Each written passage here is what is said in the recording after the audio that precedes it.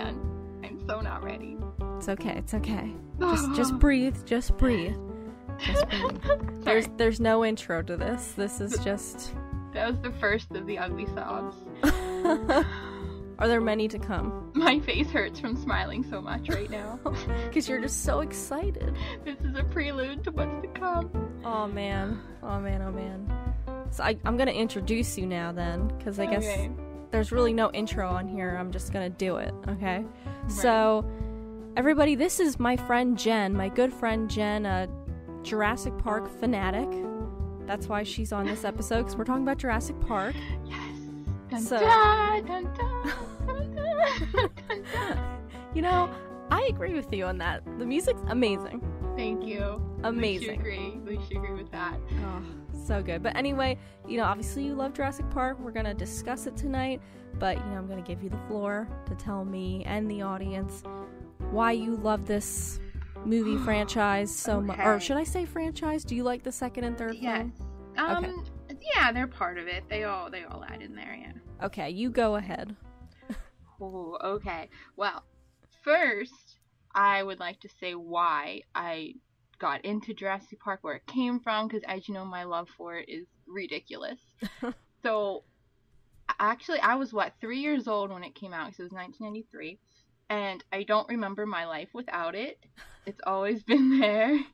And partly my dad has a part to play, because he always brought home dinosaur games and stuff for my computer, and I always loved dinosaurs, and he always just, Jurassic Park was always on in the house somewhere. Mm-hmm. And it was weird because when I was little, I didn't know it was a major blockbuster film. I always took it as my little secret dinosaur movie that nobody knew about. Oh.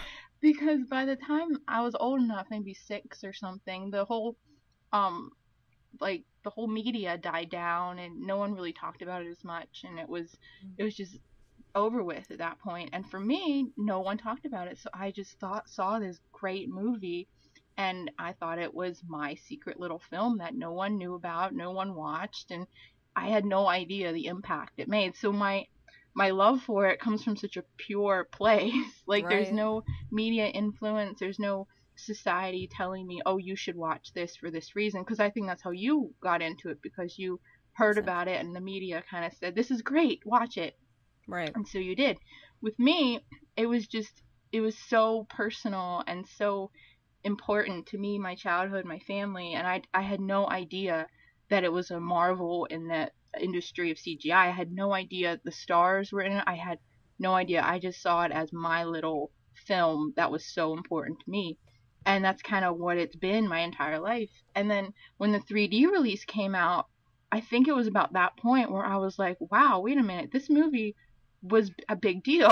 It was a big deal at the box office, and it was a big deal to filmmakers, and it was a big deal to the people who made the film, and Steven Spielberg, he's a big deal. It was a very big movie, and I never, ever, ever looked at it that way until maybe it was re-released. And then I saw all of that fallout and all the articles that said why it was so big 20 years ago or something, and I'm just like, no, it's my little baby film, that's my secret world, my little thing, my little T-Rex stuffed toy. It's my little, no, it's not a big, I was just blown away, and it took that long for me to really see, okay, this is why it's a big film, and I never really knew that. It was always so personal, and it's still personal. See, now that you're saying this story, I get it. I so get that. So I definitely... I get it. That's all I'll say. I get it. I get why you love it. I'm so glad you get it. Yeah, I'm so glad. Because it's do you ever watch Land Before Time? Yeah. Or those, We're Back, or just those little dinosaur cartoon movies that came out when we were little, and no one really talks about them anymore. Right. But yet to you, that was your little dinosaur movie that you knew and grew up with and loved. That's right. Jurassic Park for me, which is so strange because it's so big, but to me it never was, and it still isn't. It's still, when I see it on TV, I'm like, oh, it's my little movie. Oh wait, no, it's the world's movie. Right, yeah, that's really true. Every time you say My Little Movie or My Little something, it makes me think you're gonna say My Little Pony. My Little Pony. It's Jurassic Park is My Little Pony. And exactly. I love it. There you go. I brush it every day. I don't know where it's going. It is such pretty hair. It's so important to me. Every little thing is just so important. That's awesome. Yeah, I know. I will say that I must agree. Like, the film is so big, and it's done so much for cinema. So for that, I have to give it a lot of credit. I think that's incredible. I still can't even process that. When you're saying that to me, I'm thinking, what? I guess so. It's so strange. It is so bizarre to me to even think about that it is like a huge marvel in everything filmmaking. I just never even thought of that. And it's just like, no, it's not. It's my little thing. Right. It's so strange. Even to hear you say that, I'm still adjusting to that idea. Wow. That's really fascinating. Thank you for sharing that story. That's like, yeah, because I've never heard you say that story before, so you know. Oh, yeah. Hang on one second. Come in. Yes.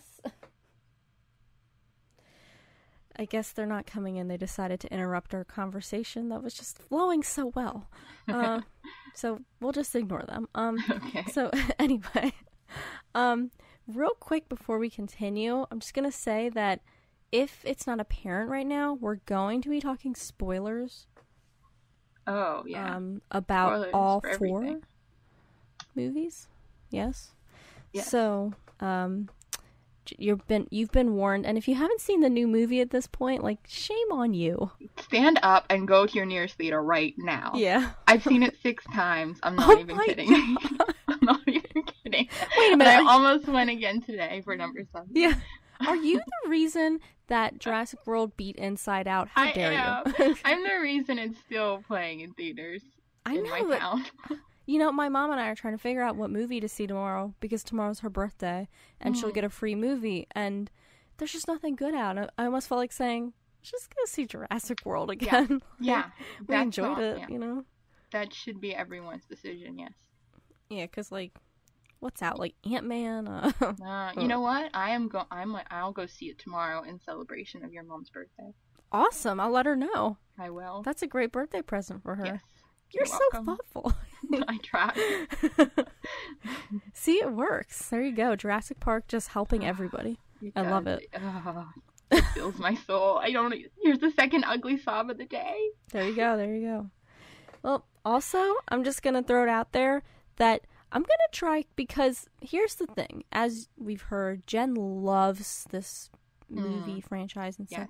Yes. And I'm not the biggest fan. However, I do like it. So I'm going to try to make this podcast like all positive things, and I'll just leave like my critiques to the review. Does that sound good to you? I would love to hear your negatives, to be honest. Okay. Because I know all the positives. I get that side. Yeah. I don't know the negatives. I don't really know what people, the public, would not like about this. So I'm actually interested in your negatives, because I don't even know what they are. I mean, I could give you a list of billions of positives, but I want to know what you don't like.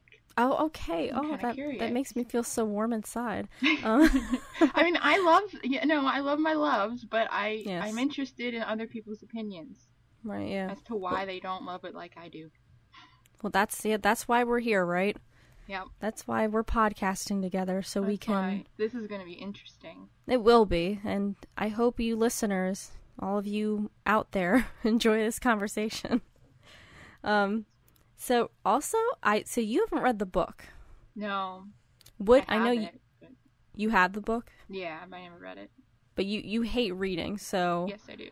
Yes, so... See, can you believe that? Like, this is a podcast about books, Jen. Oh, is it? Oops. Why you need to leave. No, I'm just kidding. This is the wrong place for me. See, I invited her on the show. She did no research. Why are you here? Just kidding. Oh, man. I'm just kidding. My love for Jurassic Park just extends all book reading research needed. You are always welcome on the show, even if you're not a reader. Thank you. I feel special. No, I just read the book, but do you think, like, that you would, because I know you've read, like, Kristen Chenoweth's book, right? Mm-hmm. They're biographies. Okay, yeah, so would you ever read Jurassic Park, do you think? Like, do you think your love of it would surpass your hatred of reading? That only happened a few times in my life. Really? Very few times. 'Cause, like, I read The Fault in Our Stars, because that's right, Laura Dern was going to be in that, so... But that was a short, easy book. Yes, Jurassic it was. Park is not short, nor is it easy, I don't think. Well, I'm going to tell you actually that from reading it, I'd say that it's not short, but it's a very fast-paced read. So, like, once you're reading it, you get through it pretty quickly. Well, one reason why I don't think I would read it is because the movies already have such a set part in my life. I feel like if I would read the book, it would change the way I see the films. It actually might. I mean, I don't know, because I've only seen, this is going to shock you, but I've only seen the movie in full once. Oh my gosh, Danielle. I've seen it enough for like 7 people in one lifetime. See, Jurassic Park is your Harry Potter. Let's put I it watched into perspective. it yesterday. I'm not even gonna lie. Oh my god. It was on TV yesterday and I watched it and I was quoting it. Were you? As I was watching it. Oh my gosh. My mom asked me one question about it. I can't remember what she asked me. She asked me like one simple question and I spent the next 20 minutes reciting the entire movie to her. Oh my gosh. In response. Okay, yeah. Maybe your Jurassic Park thing is actually my Disney obsession. Possibly, although I do love Disney. You do, yeah. Yeah. But so, Jurassic Park, I love its faults, the few they have. I love its everything. I love everything about it. Like true unconditional love for this franchise. I love that you have a great love for it. Just listening to you talk about it is like awesome. I love it. And I can't even fully express. Like when you asked me to do this, I literally only had a feeling. I couldn't even put into words how I would describe this. Like I just felt my love for it and my just love. I can't. I just to put this into words of how much this franchise means to me, I can't even do it. That's awesome. Can't, yeah. Yeah, I'm as useless I said right now.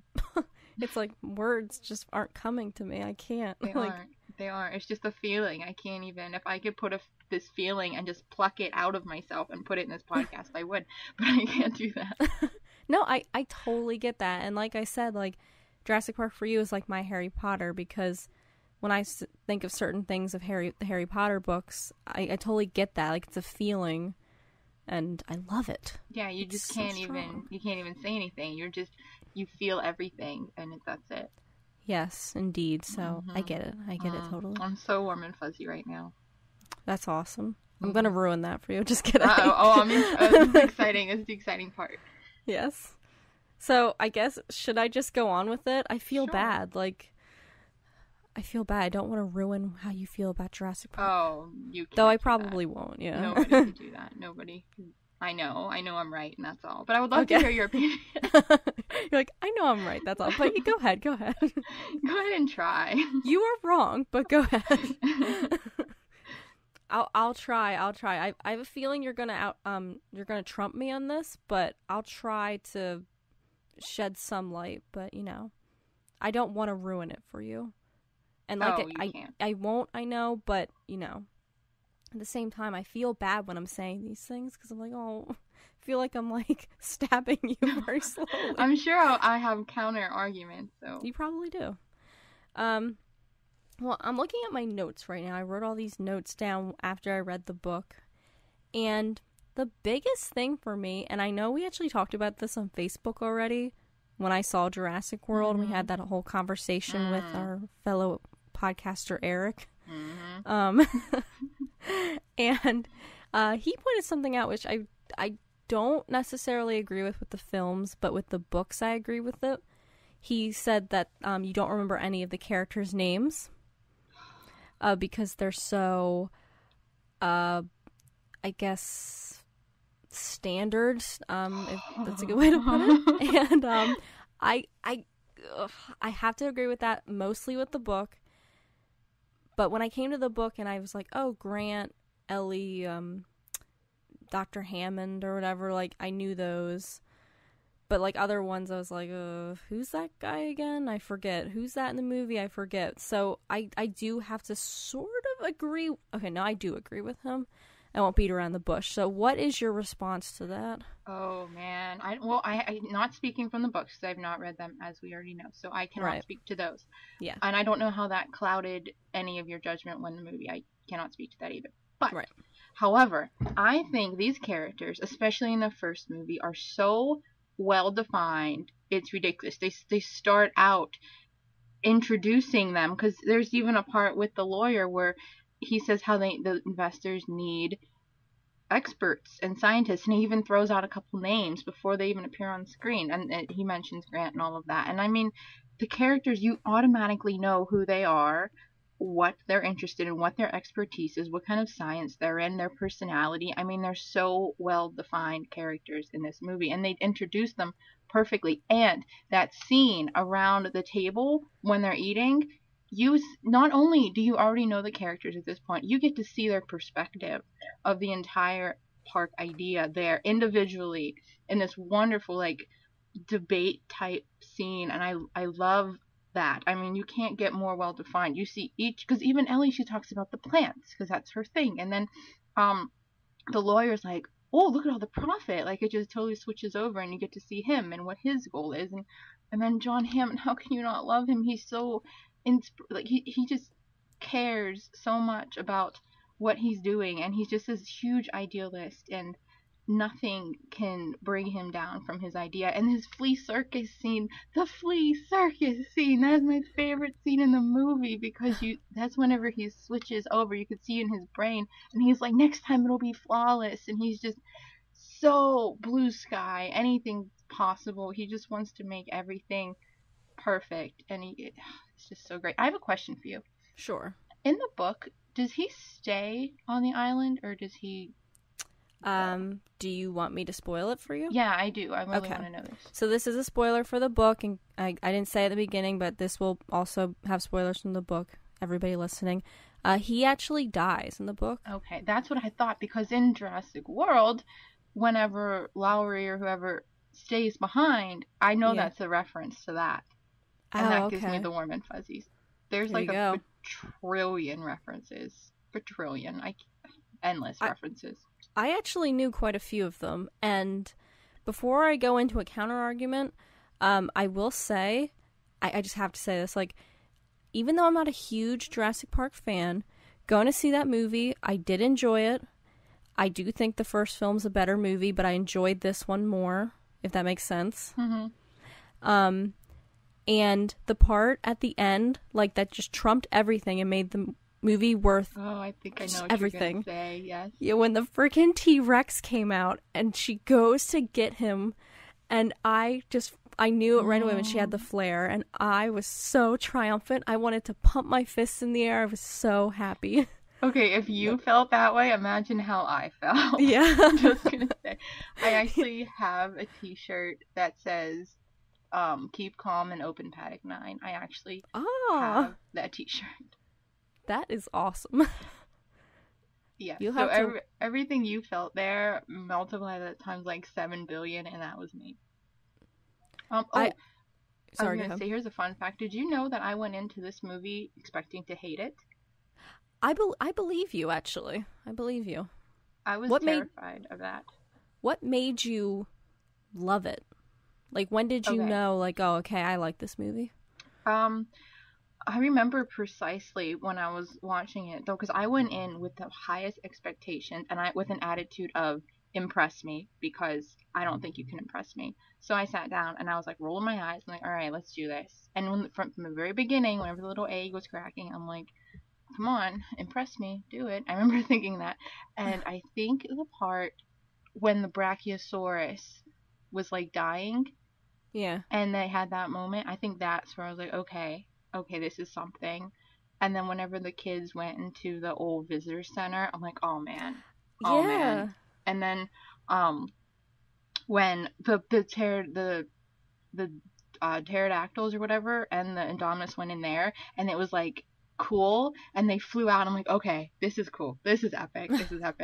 And then oh my gosh, and then when the mosasaur came out and ate the lady and the pterodactyl, okay, I was like sold. I was like, this is epic. And then whenever she got the flare, I was ready to just crawl under my seat and cry. Like, that was it. I was like, this is the greatest movie of my life. And then the Mosasaurus came out, and oh my god, I was like, this is done. This is it. This is how I die right now. It's like, is that girl okay over there? And then it ended, and I just sobbed. But I think, yeah, the moment where it started to turn a little bit was with the Brachiosaurus. Okay, interesting. That's cool, actually, because a lot of people like that scene, I've heard. Yeah, a lot of commentary. Something about that. I mean, the way, I think Claire completely changes right then, because just whenever it, like, raises its head and she kind of backs away, so much happened in there for me. And I think it happened for Claire, I don't know, but so much happened for me because it was like she just saw them as, like, statistics, and then all of a sudden, and then she was scared of it because she never probably got that close to a dinosaur, and she didn't even know if she should be scared of it, for one, and for two, it's dying, so she's feeling that, and for three, she doesn't even know how to react that close to her. And I mean, so much happened in that little moment. That's when I was like, this is really good. I have to, like, I want to, like, just applaud you right now, like because like, honestly, like, even though, like, I'm still not entirely convinced, like, you would do a great job convincing me that this is the most amazing franchise ever. Like, just listening to you talk about it, I'm like, damn, like, it is so important. It is so, oh my gosh, I'm gonna cry again. Are you crying? No. No. Oh, get it together. It's so not together. I am an organized person. No. It's like, this can't be happening, but it is. I just love it.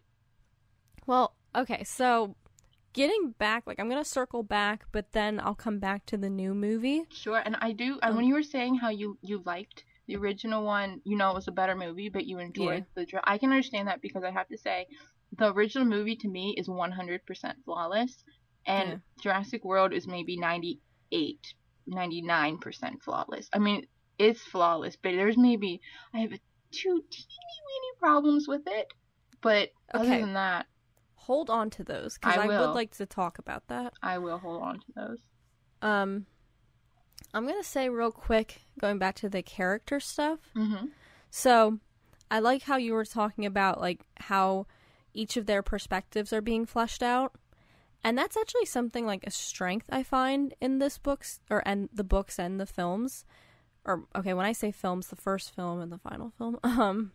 Yes. But speaking directly about the first. Because it is neat to see different perspectives on this whole debate, because even though we don't have dinosaurs in the world, we do have these types of debates of, should man go through with the things that he thinks he could do? Like, he doesn't think about the ethics behind it. Yes. And I really like that debate. However, I personally think that statistics about people is just statistics. Like, I don't think we ever get to know them. Like, it's just, like, this is Ricky and he likes the color blue, and this is Bobby and he likes the color red, but really it's like, it doesn't flesh them out to me.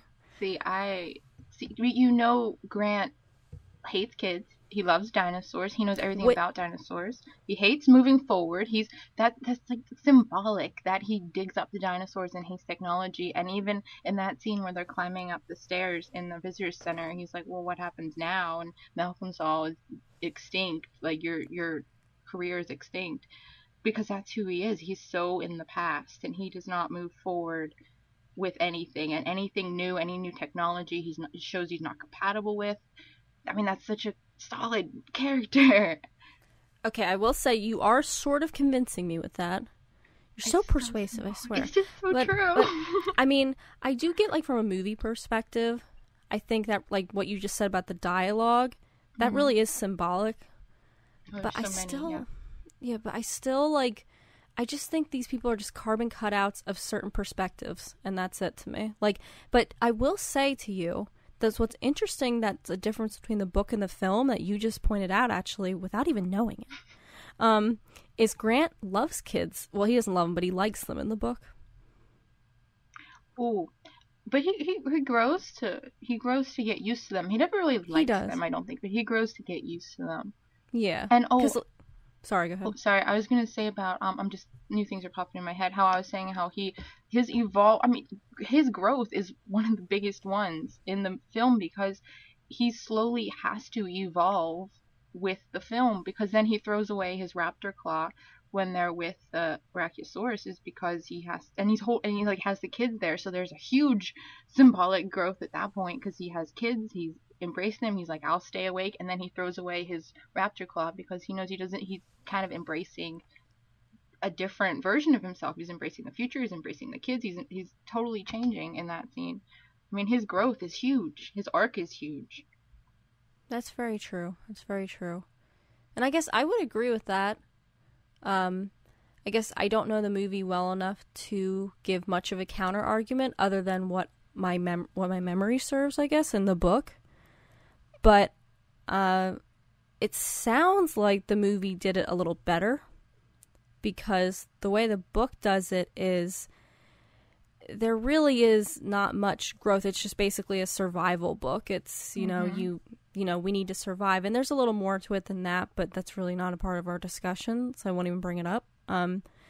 But it just seems to me that the characters, like each one of them comes and they're like, we're going to give this argument and then we're just going to move straight forward to what our beliefs are. And none of them really do anything else. Like, it was interesting, like one point in the book, they find, I think it's a Stegosaurus who's sick.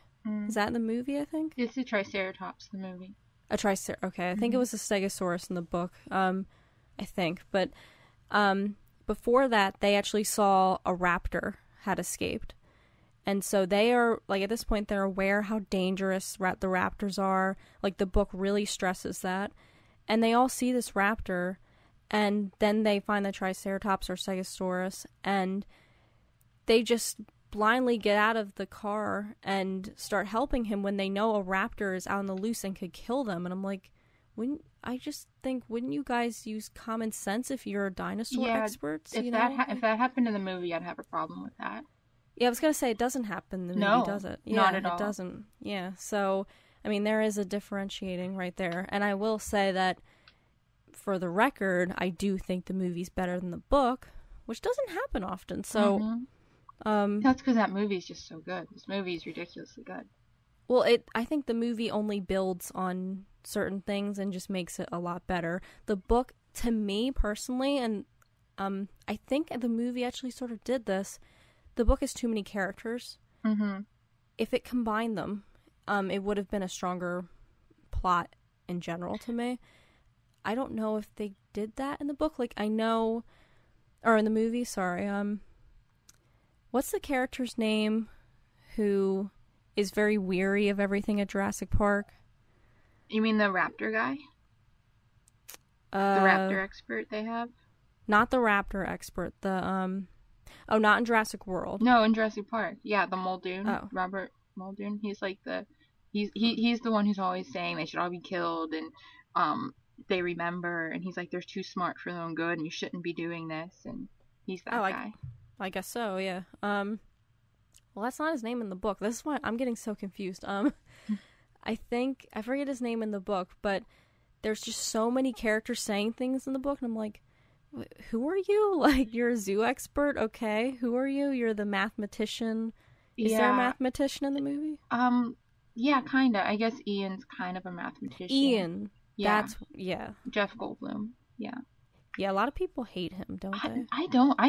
I'm actually the odd one out on that. I don't care for his character. He has no growth. He's just there for comic relief. But people love him, and they want him back for the next sequel, Jurassic World and all of that. And I'm thinking, he's the worst of the bunch. He's the most underdeveloped.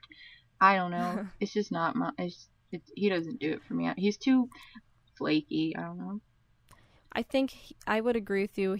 It seems he's a character that only serves the purpose of, don't do it. Don't do it. Like, yeah, and he's just, he's the comic relief guy. He's like the cool dude, whatever. I mean, he's good. He's needed. I mean, he's good, but that's what the second, in my opinion, many people disagree. But that's why I think the second movie didn't work, because they brought him in and made him the star of the second movie, and he was only good as that supporting role in the first one. When you bring him in to star in the second one, that's why it didn't work. Speaking of the sequels, because I've sort of seen bits and pieces of the third, but none of the second. When I finished the book, it was so obvious that it was leaving it on a cliffhanger, so this author could write another book. Mm-hmm. But can I honestly ask, like, did we need those two sequels? Like, I think Jurassic World is fine, but did we need the second and third film? Well, the second and third film and the first, if you add them all together, equal the books. They took stuff like the water scene and the boat scene, that's all in the third one. And there's stuff that is in the book that they didn't all put in the first one. Like, if you mush them all together, all three together, I think everything in the book was touched on at one point. Okay. They're just all spread out and used for different plot points, but every single idea in the book, I think every scene has been used throughout the three movies. So in that point, yeah, they're relevant, but as a giant franchise without the book attached, not really, in my opinion. Well, now that you say that, I have to ask, the kids in the film, are they worried that their parents are going to get divorced? In Jurassic World or Jurassic Park? Yeah, that's the connection that they say that in the very beginning, the very second line in the movie, that Mexican guy or whatever, when he's bringing the lawyer into the caves, he says why Hammond couldn't be there to meet him because his daughter's getting a divorce. Oh, okay, So, okay, that makes sense. Yeah, so those kids, their parents are getting a divorce, and that's a throwback from Jurassic World when those kids' parents are getting a divorce too. Well, that's what I will say, like, I forgot that was in the first movie, because when I saw Jurassic World and then I read the book, they did bring up the divorce, and it just seemed very much like the scene in Jurassic World.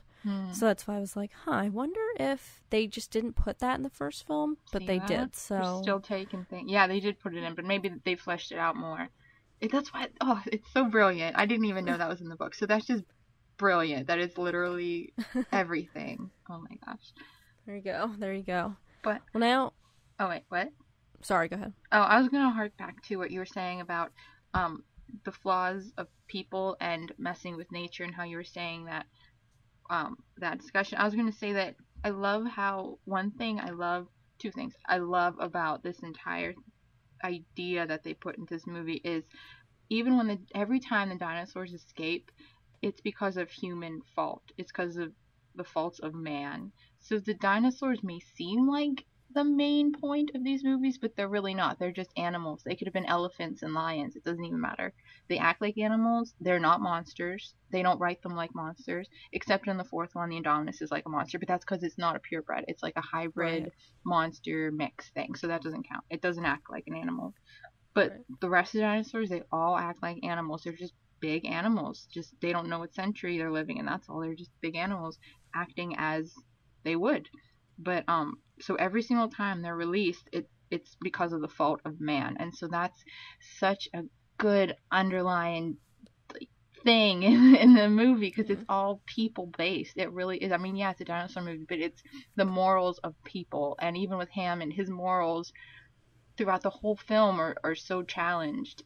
The whole way his perspective is challenged, and that's why the flea circus scene is so important. When he always says spared no expense, but then his last spared no expense after the ice cream, that is my favorite line moment of that movie, because it's like the Brachiosaurus and Claire scene. It's that those two things, when he says spared no expense after the ice cream, and her Brachiosaurus thing when he lifts his head, those two are game-changing moments for the movie. Both those movies, I think.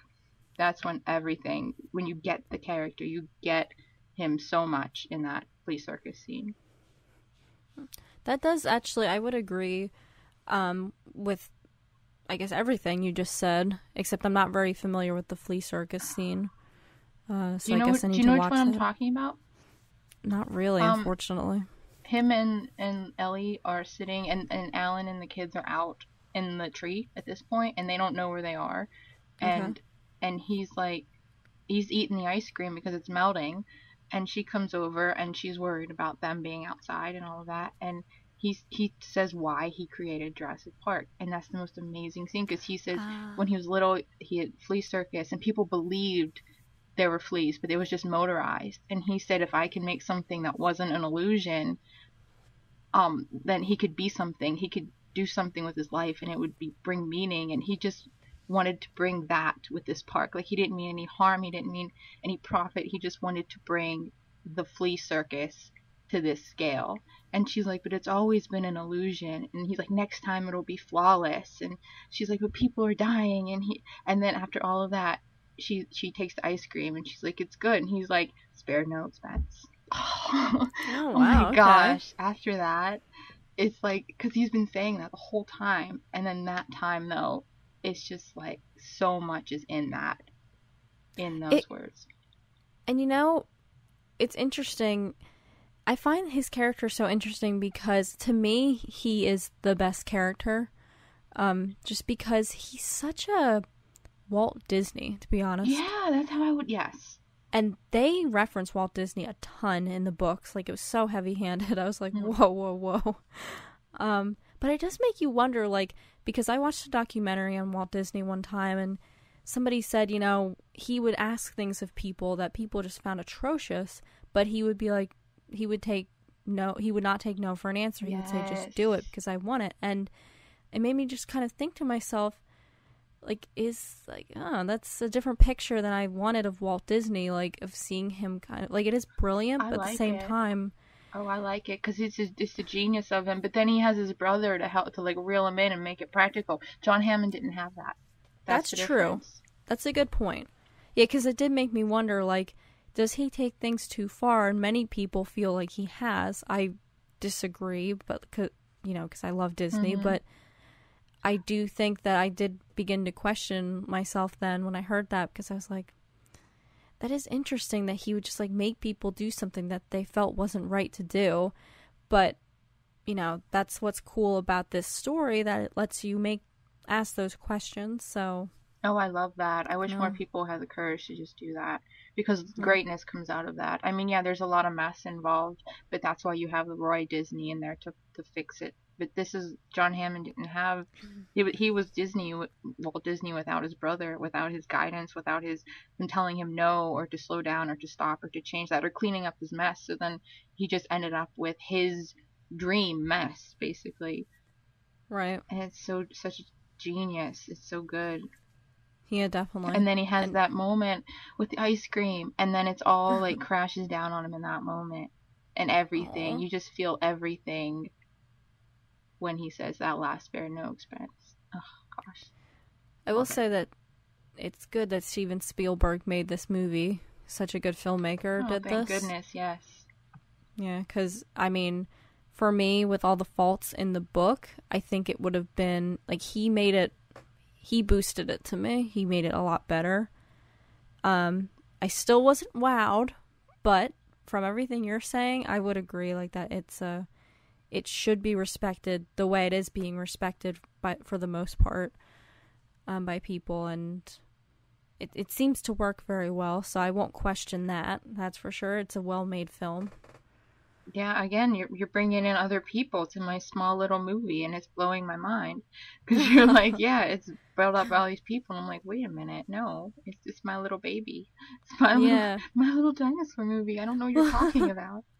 Well, it's like, also, I mean, when we were doing our Disney podcast together, and you would constantly say, like, oh, you haven't seen Jurassic Park? Like, when we watched Toy Story 2 and there was that reference to Jurassic Park, and you were like, oh, I love the Jurassic Park reference. And I'm like, what? Like, what are you talking about? And you're like, you don't know what I'm talking about? And when I finally sat down to watch it, I watched it all the way through, and I was just like, nah, it was okay. Like, Oh my god. and you asked me on Twitter, you were like, what did you think of it? And I was like, oh, did I break her heart? Like, Yeah, I don't know if it's a mix of how I was brought up on it, or it was a mix of you already read the book, or just different tastes, I guess. I don't know. well, I will say I just read the book, Okay. so I saw the movie first. Oh, okay. I'm glad with that. Yes. Wow. So I pretty much knew what I was getting into. Wow. Wow, so you saw the movie first, and you Yeah. didn't really. Oh man, wow, wow, dude, Yeah, I know. I'm sorry. dude, I mean, there's so it's many just. things to love about it. Okay, I mean, I so think you're right. the characters. Okay, we got the character stuff. You didn't really like Yeah. that. You didn't really like that development. You didn't get. You thought they were too generic. Okay, what else? Well, let's see. Let's look at my notes. Hang on 1 second. I'm so prepared, guys. I know. I just have my soul. That's all. I'm just Well, that's better. bearing my soul. I have no notes really. It's like I have nothing written down. Just everything's in my head. It's perfect. It's all in my heart. That's okay. You know? That works. One thing for me, okay, here's another fault. Okay. I'll just get into it. For me, like, while you talked about the moral, and I love the moral so much, but I don't think a moral is enough to make a story good. Because it just seems that these people are just walking into disaster. Like, it almost seems like unbelievable. Like, how could they have gotten away with this? How did this work? How did this work? It seems too good to be true. Like, bringing back Walt Disney, like, he did things, obviously since he's a real person, like, things within the means of what could be done. And Jurassic Park, just, it would be awesome if it could be done, but I just can't see them getting around certain regulations. Mm-hmm, okay. And coming to the story, like, when they're actually on the island, it's so predictable. Like, you knew something bad was going to happen, and that's somewhat of the enjoyment of it. So I get that. Like, when I saw Jurassic World, obviously I knew something bad was going to happen. But you didn't and I was know the excited. how. You didn't know the how, though. Well, I would agree with that also. I would agree with that. Like, I mean, because sometimes... If you go to Harry Potter, you know there's going to be magic. You just don't know how. You go to a scary movie, you know there's going to be ghosts. You just don't know how it's going to put the story together. I mean, when you go to a dinosaur movie, you know there's going to be dinosaurs, but you just don't know the how. And that's what's important. The how is very important, I think. Well, I agree with that entirely. And the reason I agree with that is because, like, with Disney movies, I hate when people say, oh, well, they're doing the same thing as, you know, blah, blah, blah. And I'm like, well, it's the how they got to it. It's the how that matters. But my counter argument to that would be, like, in the example of Harry Potter, like, yeah, you expect magic, but then you get to the third book and you see it's like a father, almost like a kid who he's an orphan and he just longs for a father. You don't expect that in a story about magic, but the whole series is almost this boy searching for a father. I'm not speaking about the movies, by the way. Don't use those as reference. Like, that's something that's surprising to me, and that really goes outside the boundary of, like, what fantasy can be, in my opinion. Like, so I never thought that this movie took me out of... It stayed in the boundaries. It never...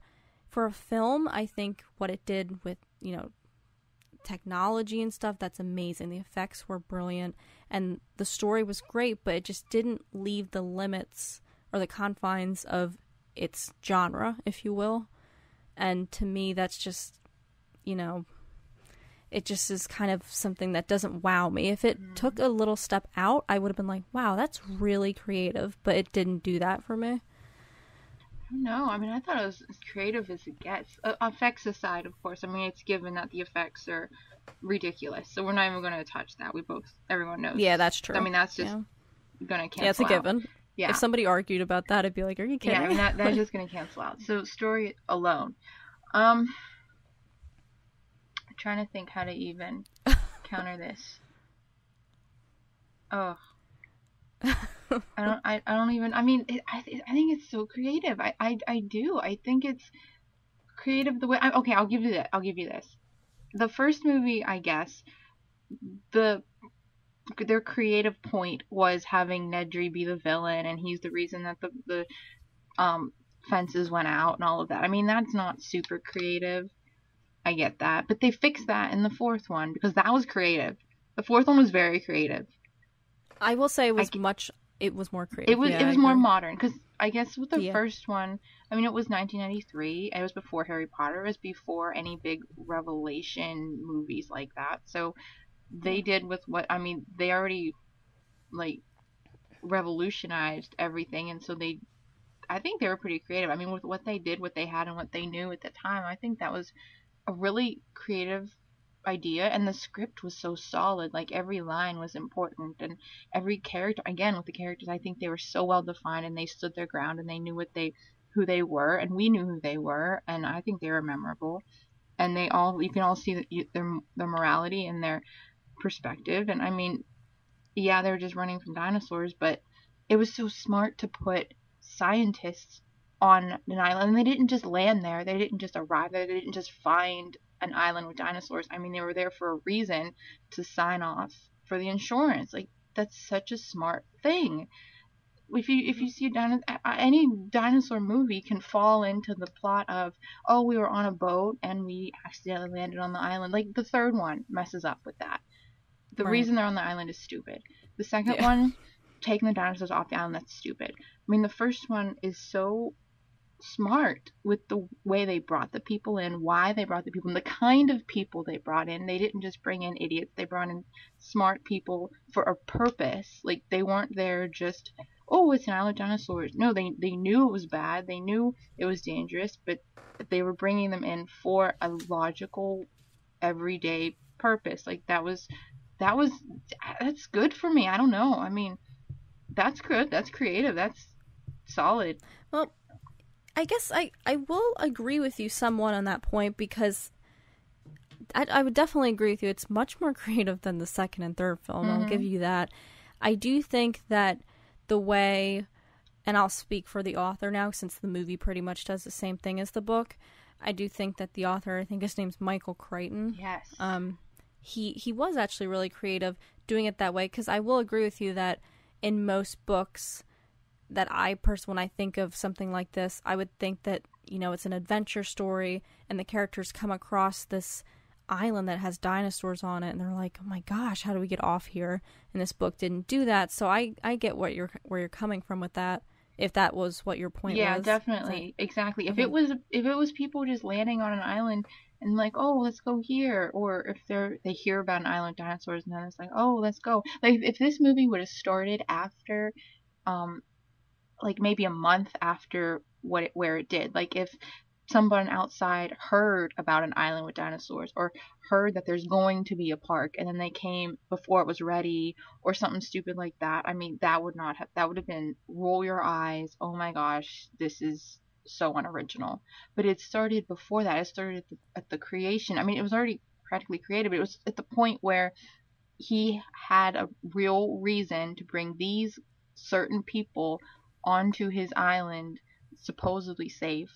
I mean, and it would be if it wasn't for the Nedry guy, but it was so specific and smart and real world and realistic. I mean, when you have a theme park, that's what you do. You bring in people, an engineer to secure the ride or whatever. I mean, that's what you do for investors, and that's thinking outside the box, in my opinion. That's not taking the shortcut of, here's people thrown on an island, run from the dinosaurs. I mean, it's very thought out. And then not only do you have these people brought in, you hear their discussions and their input and their perspective of what they think of this idea.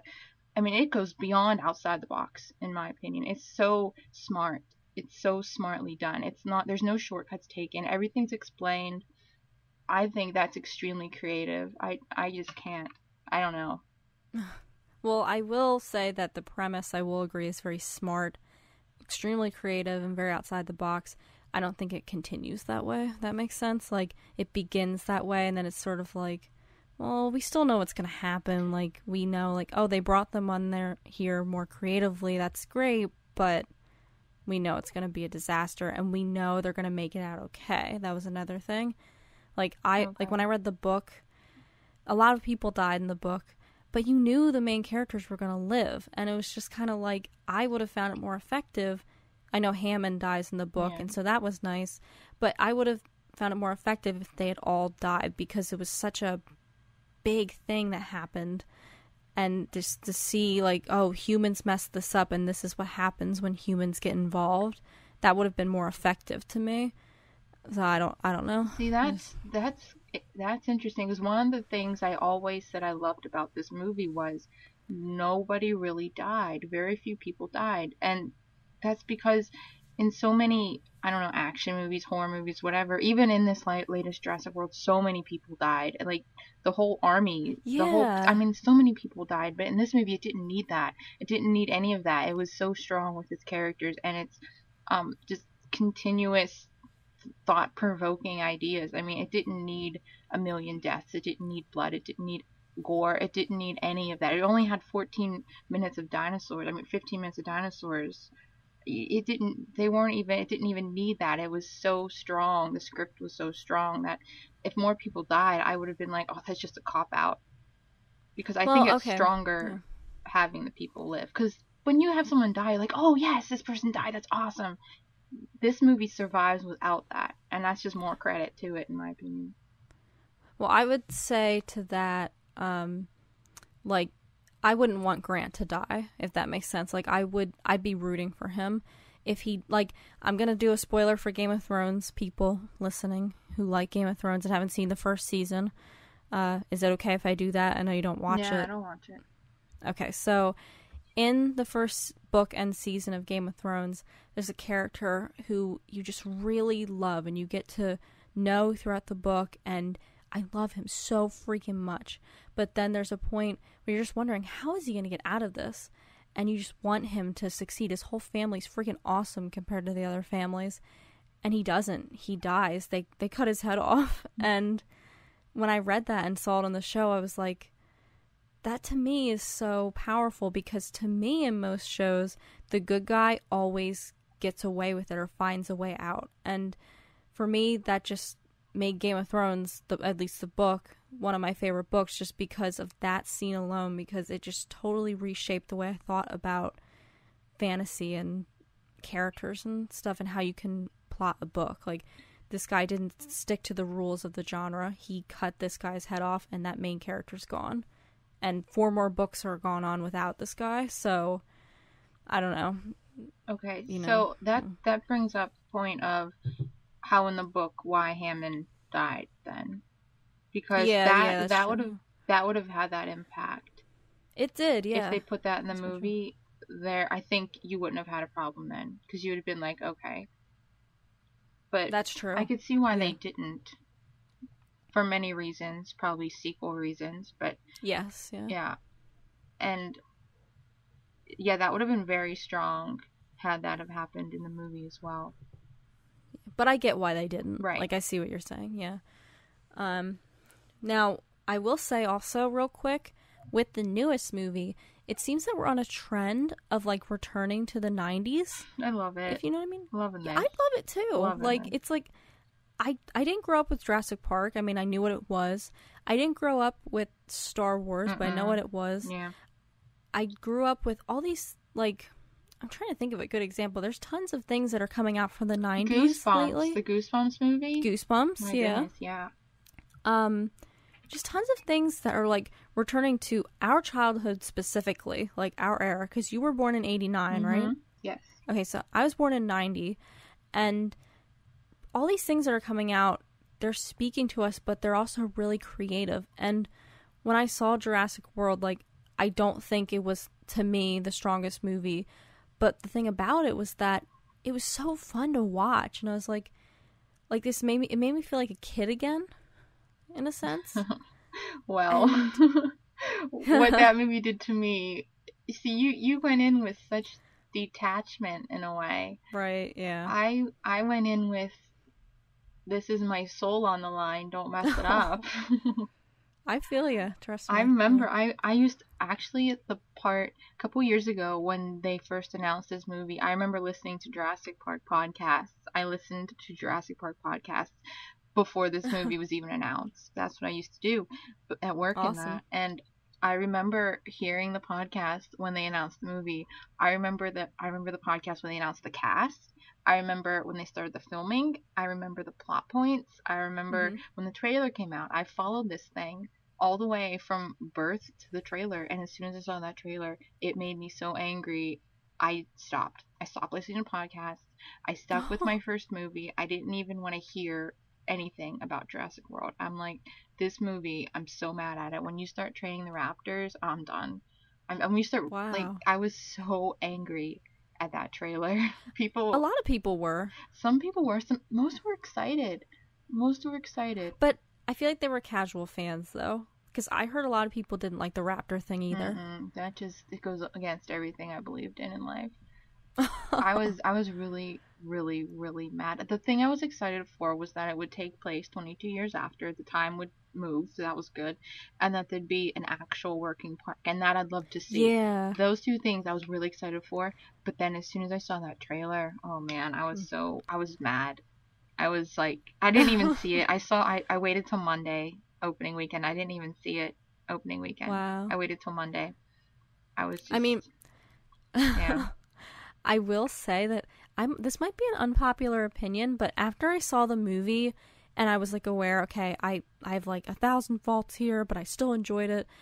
But I would just really like a movie or maybe like a TV series about Jurassic World, the theme park, and like what goes on there. Who wouldn't? Like in the people who work there. Like, to me, now that would be really cool. Like getting to know the characters who work there, how they came to work there, and getting more in-depth characters than what you would typically get in a Hollywood blockbuster. Oh, that's what fan fiction is for. I'm all over that. Fan fiction. There are some stories where you hear about the different handlers of the different dinosaurs and their imprints on the different dinosaurs. Love that stuff. That's awesome. Love it. Fan fiction can be useful. Mm-hmm. When done right, yes it can. When done right, yes. And that's important. Yeah. When done right. When done right. So lots done wrong. Yes, it is. Oh my gosh. Like, a lot of fan fiction. But then there's a lot of good. Mm-hmm. I don't read fan fiction very much, but I'm trying to get into it now. I love it. I love it. I always have. Always. Since my Smallville days. That's right. Yeah. That's right. Yeah, fan fiction I've been trying to get into. Okay. I've got to tell you, and I'm definitely... Actually, I'll tell you afterward. I'm going to write it down and I'll tell you, because I don't want to say it on this podcast, because I don't want somebody to do it before me. Okay. I'm writing it down. Okay. Anyway. So, I will say that we should probably wrap it up. So, is there anything else that you feel that you just want to get out in, like, the next 5 minutes? All of my tears. Oh. I can't. I mean, I could literally speak on each one of these characters for a day apiece. I could speak on each movie for 3 days apiece, and I could just speak on Jurassic World for a month on its own, because that Jurassic World is absolutely everything to me. I'm so proud of that franchise. I'm so happy for them that they created a product worthy of the franchise and exceeded all of my expectations, and that the people who made the film loved it just as much as I did. Because if you watch interviews, everyone involved loved that movie. They grew up with it. It meant everything to them.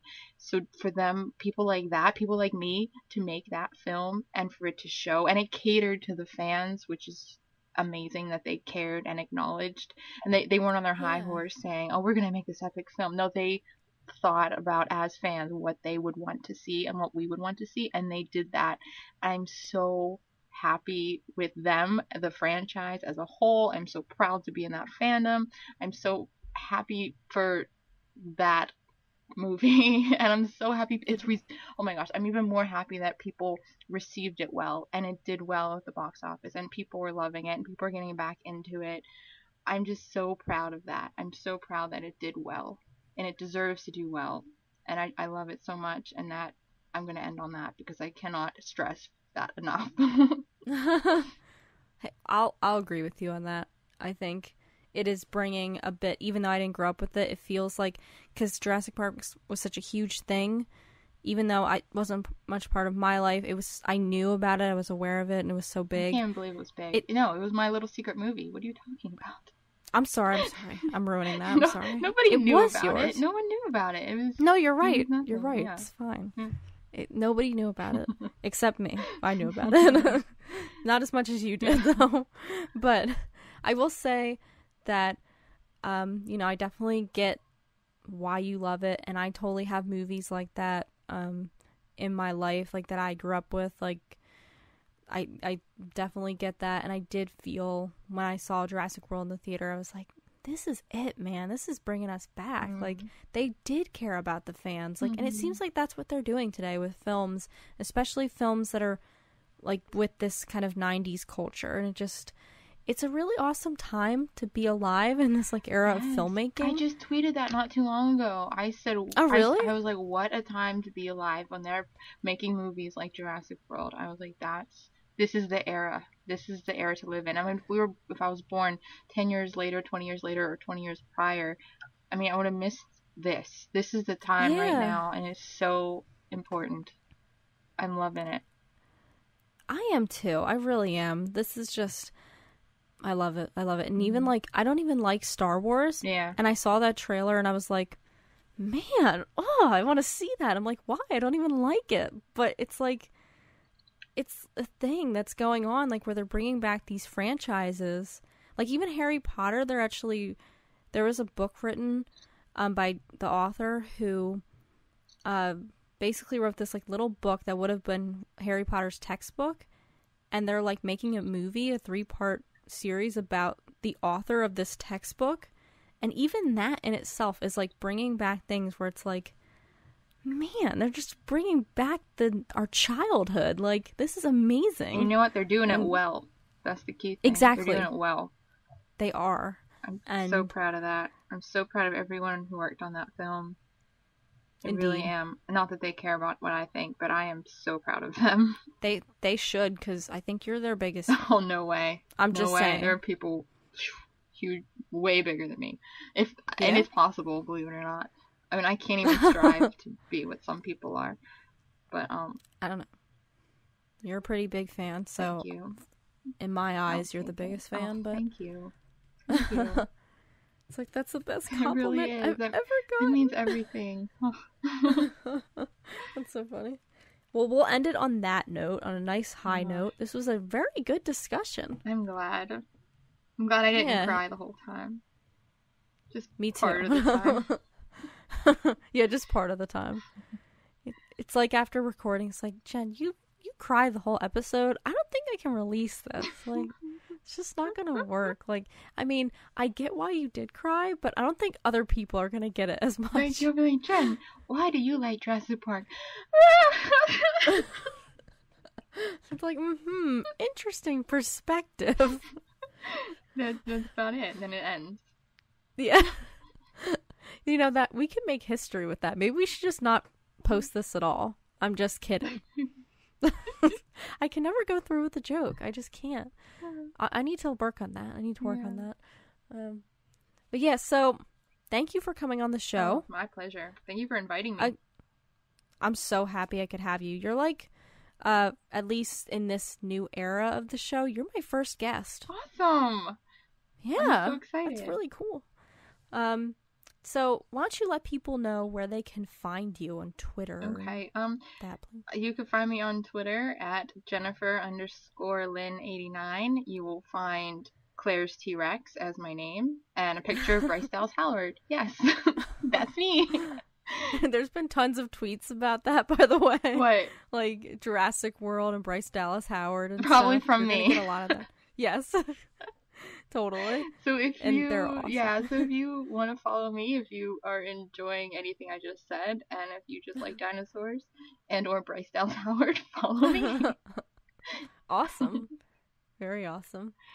All right, well, that ends this really long episode, because typically my episodes are just me talking random stuff for like 15 minutes. So this is a long episode, but you know what? I hope you guys enjoyed it, because I sure did. Congratulations to make it to the end. Good for you. Yeah.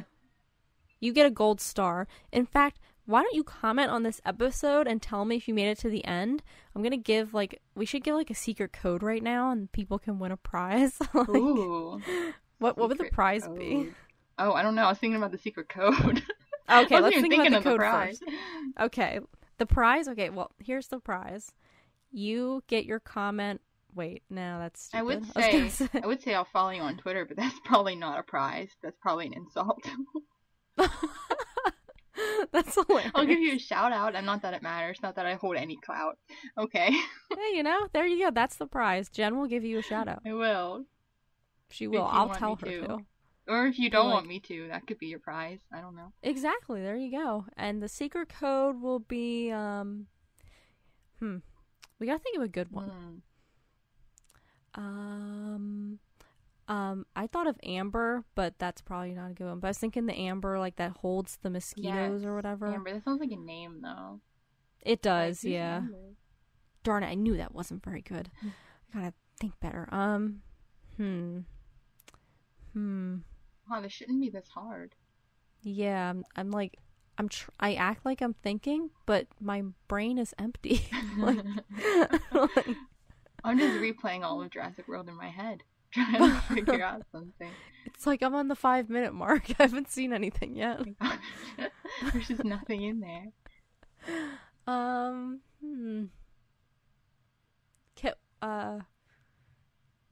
That's too obvious. I was gonna say T-Rex or Tyrannosaurus. I was gonna say name the 4 raptors.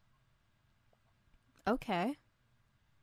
Like, we should name them right now. Okay. Blue. Delta. That's all I know. Echo and Charlie. Aww. I like Charlie. Charlie. He's underestimated. Yes, and actually Echo is the one that gets the least screen time. Really? Yeah. You how do you know this information? Like, I don't know. I don't know. I love it. It's kind of, I don't know, to be honest.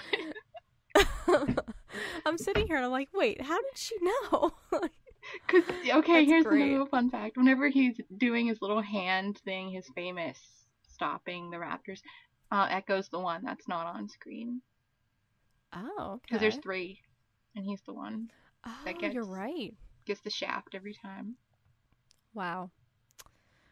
That's awesome. Once again. Thank you. Just applaud you. Wow, that's awesome. Okay, so that's the code. So just name the floor.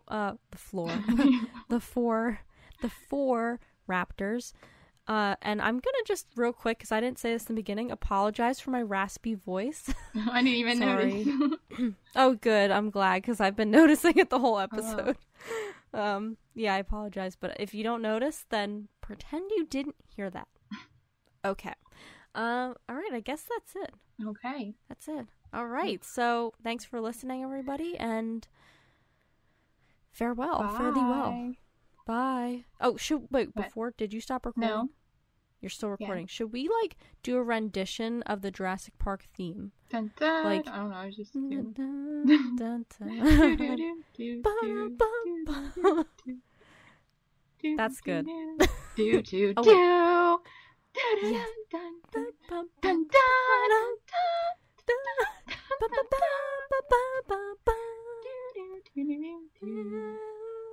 Okay, this is a great ending. That just made it 10 times better. Yeah. That makes everything 10 times better. It does. All right, now we can stop recording.